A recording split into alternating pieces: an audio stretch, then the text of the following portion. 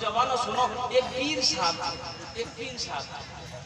एक मुरीद से बहुत मोहब्बत करते थे, मुरीद को बेपनाह चाहते थे। तो और मुरीद को जो है ना वो जलने लगा कि भाई मुरीद तो हम लोग भी हैं, लेकिन आखिर क्या वजह है कि पीर साहब इनसे बहुत मोहब्बत करते हैं, हम लोगों से उतनी मोहब्बत नहीं करते हैं। ये बात पीर साहब को पता चल गई, ये खबर पहुंच गई कि कुछ लोग इनसे जलन कर रहा है, हसद कर रहा है। अच्छा ठीक। तो पीर साहब ने कहा, 3-4 आदमी थे वो लोग, तो पीर साहब ने उन 3-4 को बोला जो जलता था इससे, 3-4 को बुलाया, इधर आओ एक काम है। तो 3-4 आगे बैठ गए, और जिससे मोहब्बत करते थे उसको भी बुलाया, वो भी आगे बैठ गए। पीर साहब देखते कि 5 मुर्गा रखा हुआ था, पीर साहब ने बांध के रखवाया हुआ था मुर्गा। एक आदमी को बोला, ऐसा करो ये मुर्गा लो, छुरी लो, जाओ ज़िबह करके आओ, ज़िबह करके। याद रहे ऐसी जगह ज़िबह करना जहां कोई ना देखे। तो एक आदमी उठा बोला कि हजरत हमको देखेगा कोई, ये तो मेरा बाएं हाथ का खेल है। बोला जाओ। अब गया 5 मिनट में ज़िबह करके आ गया। तो पीर साहब ने पूछा कि कोई देखा? बोला कैसे देखता? हम गए आंगन, घर में घुसे, खिड़की दरवाजा बंद किए, चक्कू चलाए, ले गया। अच्छा दूसरे को दिया, कैसा करो ये मुर्गा ले जाओ, ये छुरी उठाओ, मुर्गा लेकर जाओ, ज़िबह करके आओ, तुम्हारे लिए भी वही शर्त है, कोई नहीं देखे। वादी बोला कि हजरत हमको तो कोई देख ही नहीं सकता है। वो मुर्गा उठाए, छुरी ले लिया और गया, 5 मिनट के बाद ज़िबह करके आ गया। बोला कोई देखा? बोला कैसे देखता, ये बड़का गड्ढा था, हम गड्ढे में कूद गए, कोई नहीं देखा, मारे छुरी, ज़िबह करके आ गया। बोला बहुत अच्छा। तीसरे को दिया, भाई तुम लेके जाओ, वो भी गया, वो भी ज़िबह करके ले आया।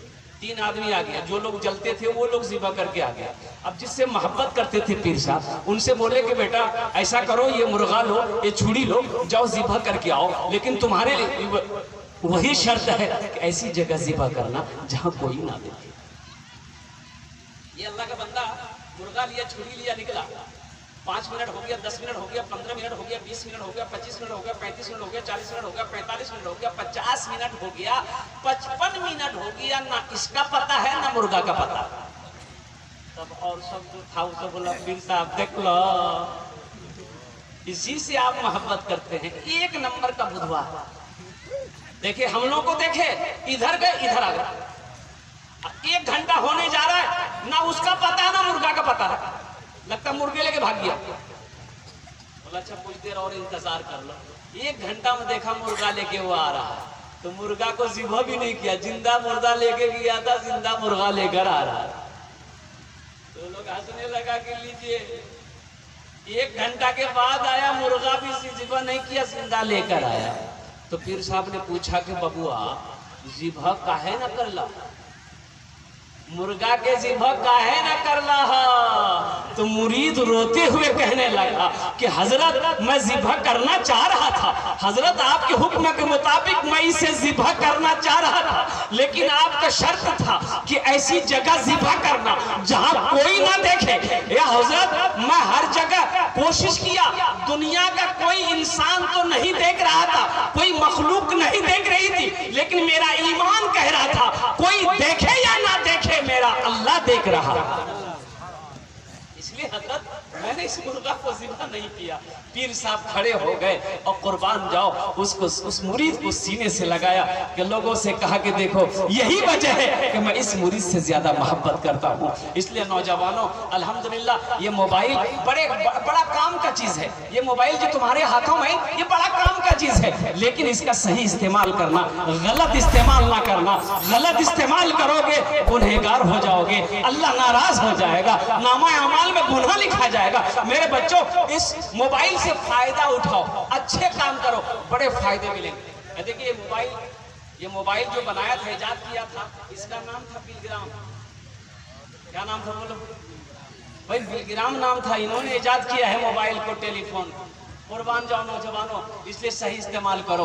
एक बात याद रखना, गुनाह करते वक्त ये सोच लेना कि कोई देखे या ना देखे, मेरा अल्लाह देख रहा है, मेरा खुदा देख रहा है, मेरा परवरदिगार देख रहा है, मेरा पालनहार देख रहा है, जिसने मुझे पैदा किया वो देख रहा है। ज़हन को हाजिर की, ये मस्जिद का जलसा है, मस्जिद अल्लाह का घर है। वो अल्लाह जो हमें खिलाता है, जो हमें मीठी नींद सुलाता है, फिर मीठी नींद से हमें जगाता है। अल्लाह अकबर कबीरा। अल्लाह ने जिंदगी दिया है, जिंदगी के बाद फिर मौत देगा, फिर अल्लाह अपने कटघरे में खड़ा करेगा। फिर मेरा अल्लाह पूछेगा, मेरा बंदा दुनिया से आया है, मेरे लिए क्या लाया। इंशाल्लाह वहां लेकर कुछ जाएंगे, भाई लेकर जाएंगे। इस धरती पर सबसे पहला अल्लाह का घर खाने काबा है। सबसे पहली मस्जिद, सबसे पहली मस्जिद, सबसे पहला अल्लाह का घर खाने काबा है। खाने काबा कहाँ है? अरे बोलूं ना, खाने काबा কোথায় আছে? মক্কাতে। মক্কার আবুর নাম কি ছিল? মক্কার আবুর নাম কি ছিল? আবুর নাম ছিল पक्का। पक्का। आगे का नाम क्या था? पक्का। क्या बोल रहे भक्का?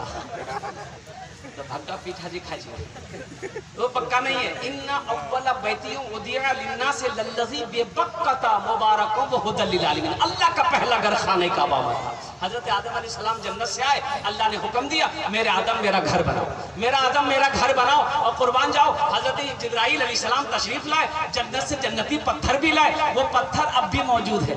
वो पत्थर जो जन्नत से आया था ना, तो पत्थर अब भी मौजूद है। इंशाल्लाह देखेंगे। अरे इंशाल्लाह बोलो तो सही, इंशाल्लाह देखेंगे। इरादा करने में क्या भाई, लेकिन भाई इंशाल्लाह आपने कहा कि देखेंगे। वो पत्थर यहाँ थोड़े है, पत्थर में कम ना है, 5 लाख का खर्चा होता। तूफान नू आया, खाने काबा की दीवारें गिर गई। हजरत इब्राहिम अलैहिस्सलाम, हजरत इस्माइल अलैहिस्सलाम, बाप भी पैगंबर, बेटा भी पैगंबर। और कुर्बान जाओ, बेटा मसाला बनाता था, बाप पत्थरों को उठा कर खाने काबा की जोड़ाई करते थे। कुर्बान जाओ नौजवानों, मस्जिदों से जुड़ो। एक बात याद रखो, अल्लाह के रसूल मस्जिद नबी में बैठे हैं। एक सहाबी बददुआए दिहा से उन्होंने सवाल किया, या रसूल अल्लाह, मेरे माँ बाप आप पर कुर्बान, दुनिया में सबसे अच्छी जगह कौन सी है? आज तुम्हें मस्जिदों में तबीयत नहीं लगती, मन नहीं लगता। मस्जिद पहुंचते ही न जाने हमारे नौजवानों को क्या हो जाता है। अच्छा, जुमे के दिन एक तो ये जुमे की नमाज खाली पढ़ता है, खाली जुमे की नमाज पढ़ता है। इसका नाम है जुम्मन मियाँ। भाई नमाज सिर्फ जुमे की फर्ज है कि 5 वक्त की नमाज भी फर्ज है? बोलो भाई, कब पढ़ोगे? पढ़ने के बाद ये 5 वक्त की नमाज कौन पढ़ेगा? पढ़ना होगा ना। जुमा आप पढ़ रहे हैं तो 5 वक्त की नमाज कौन पढ़ेगा? ये नमाज माफ तो नहीं है? हाँ माफ है। 2 किस्म के लोगों पर नमाज माफ है। 2 किस्म के लोगों को ऊपर में नमाज माफ है।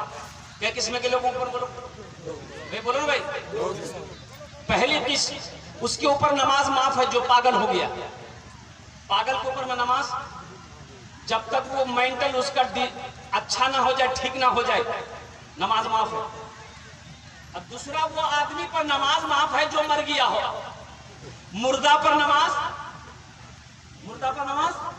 माफ है। मुर्दे पर नमाज माफ है, मरने के बाद नमाज माफ है। अब सोच लो, जो नमाज नहीं पढ़ते हो, इन दोनों कैटेगरी में से कौन सा कैटेगरी में? सोचो, या तो पागल है या तो मर चुके। तो मरे तो नहीं है, जिंदा है। इसलिए नमाज जो है ना, नमाज किसी भी हालत में माफ नहीं है। जब तक होशो हवास है आपके अंदर में, उस वक्त अगर नमाज का वक्त है, उस वक्त भी नमाज पढ़ने का हुक्म है। खड़े होकर नहीं पढ़ सकते। उलमा फरमाते बैठकर पढ़ो, बैठकर नहीं पढ़ सकते लेटकर पढ़ो, लेटकर नहीं पढ़ सकते इशारे से पढ़ो, लेकिन पढ़ो नहीं। इंशाल्लाह पढ़ेंगे नमाज। कितने लोग तैयार? जरा हाथ उठाओ। इंशाल्लाह 5 वक्त की नमाज पढ़ेंगे। अल्लाह, हमारे नौजवानों ने, बच्चों ने हाथों को उठाया है। अल्लाह, इनके हाथों को उठवाना मेरा काम था, इनके दिलों को बदलना तेरा काम। आमीन बोले अल्हम्दुलिल्लाह। अल्लाह हमारे इन नौजवानों को या अल्लाह पक्का सच्चा नमाजी बना दे। ऐसा वैसा नमाज नहीं। एक आदमी दिल्ली से आ रहा था और ट्रेन पकड़ने की टिकट थी, तो सोचा कि काउंटर में जाके टिकट लेंगे, ट्रेन में चढ़ जाएंगे। और सीमांचल पकड़ना था, किशनगंज जाना था। या काउंटर पे क्या देगा कि इतनी भीड़ है कि टिकट लेते हैं तो ट्रेनें छूट जाएगी। टिकट नहीं लिया, बगैर टिकट का ट्रेन में चढ़ गया। बोला कि टीटी आएगा मैं समझ लिया। ट्रेन खुल गई, थोड़ी देर के बाद देखा टीटी आ रहा है, नजर आ गया, बोला अच्छा आओ। आदमी बड़ा चालाक था, होशियार आदमी था, बैग खोला, चादर निकला, ट्रेन में बिछा, नियत बना अल्लाह। टीटी आके बगल में खड़ा हो गया, ये सलाम फेरेगा, टिकट लेगा, ये सलाम फेरा, फिर नियत बन लिया अल्लाह। टीटी को मौके नहीं देता बोलने का। टीटी भी बड़ा जिद्दी था, पलथी मार के बैठ गया, बोला हमको समझ में आ गया तुम्हारे पास टिकट नहीं, पढ़ो कितनी नमाज पढ़ते हो तुम, जब तक हम टिकट लेंगे नहीं हिलेंगे नहीं। ये भी बिहार का था, दिले दिल सोचा कि भाई तुम कैसे भागोगे हमको पता ना है। बस सलाम फेर कर खड़ा हुआ, जोर से बोला नियत करता हूं मैं 200 रकात नमाज की, दिल्ली से लेकर पटना तक अल्लाह को। टीटी भाग गया, बोला नमाज तुम पढ़ते रहो, टिकट ले बोला। नमाजों की पाबंदी करो मेरे नौजवानों, मेरे बच्चों, नमाज किसी भी हालत में मुआफ नहीं है। तो बाप भी पैगंबर, बेटा भी पैगंबर, बेटा मसाला बना रहा है, बाप ईंटों की जुड़ाई कर रहा है। अब कुर्बान जाओ नौजवानों, मस्जिदों को आबाद करो। तो अल्लाह के रसूल की बारगाह में सहाबी ने कहा या रसूल अल्लाह, दुनिया में सबसे अच्छी जगह कौन सी? आज तो जुमा की नमाज पढ़ने जाते हो मेरे नौजवानों, उस वक्त मस्जिद पहुंचते हो जब इमाम साहब का खुतबे का टाइम हो जाता है। अच्छा नौजवान मस्जिद में जुमे की नमाज पढ़ने के लिए गया, एक तो एक हफ्ता में मस्जिद जा रहा है, अब उस वक्त जा रहा जब इमाम का खुतबे का टाइम हो गया, 1 बजे खुतबा है, अब वो 1 बजे मस्जिद पहुंचा, अब 1:05 में खुतबा खत्म हुआ, नमाज खड़ी हुई, और जैसे ही सलाम फेर कर दुआ खत्म हुई, मस्जिद का दरवाजा खचम खच हो जाता। ऐसे भागता है नौजवान मस्जिद से, ऐसा लगता मस्जिद में कोई रस्सी लेकर बैठा हुआ, इसको पहन को उल्टा देगा। हम 18 साल से इमामत करते, हम देखते हैं ना, हमको पता ना है ये नौजवान खाली 2 ही रकात नमाज पढ़े।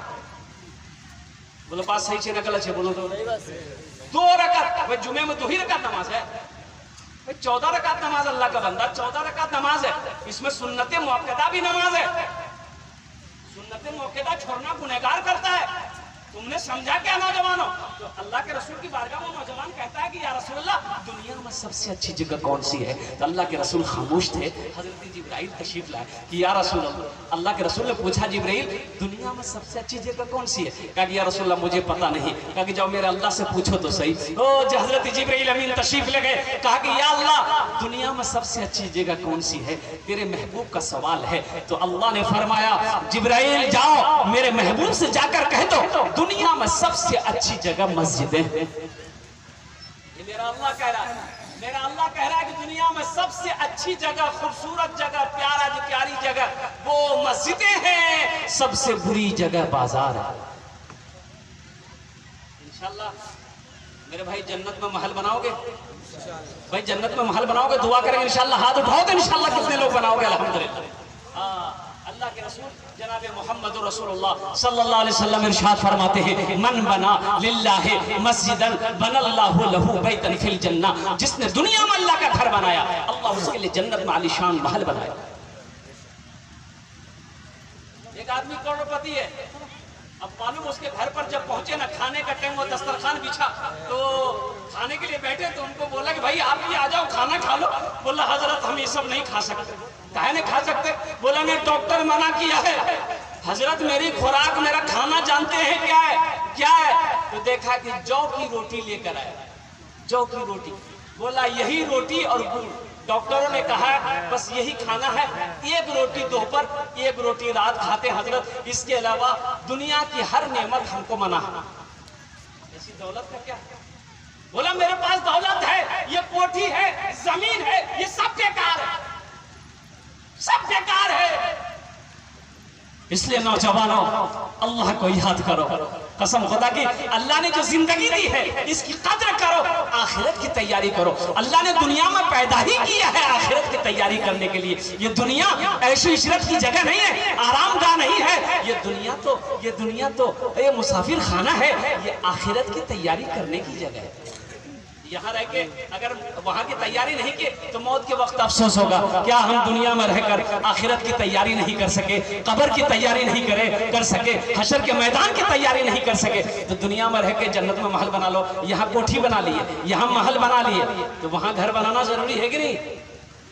घर बनाना जरूरी है कि नहीं? इंशाल्लाह बनाएंगे ना, इंशाल्लाह बनाओगे तो आओ, कितने लोग तैयार हो? मन बना लिल्लाहि मस्जिदन बनल्लाहु लहू बैतन फिल जन्नह। सुनो, ये मेरी बात नहीं है, वजह कायनात की बात है, फरमाने मुस्तफा की बात है। ये जमीन फट सकती है, आसमान झुक सकता है, पहाड़ अपनी जगह से हट सकता है, सूरज पूरब के बजाय पश्चिम से निकल सकता है, लेकिन फरमाने मुस्तफा बदल नहीं सकता।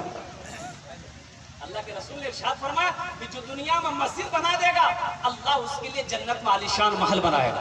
मुझे 5 आदमी चाहिए इस मजमे के अंदर में, उसके लिए मैं 10 दुआ करूंगा। कितनी दुआ करेंगे भाई? बोलो भाई, कितनी दुआ करेंगे? बोलो ना इंशाल्लाह। भाई 10 दुआ करो, बोलो। मैं 10 दुआ करूंगा इंशाल्लाह, अल्हम्दुलिल्लाह।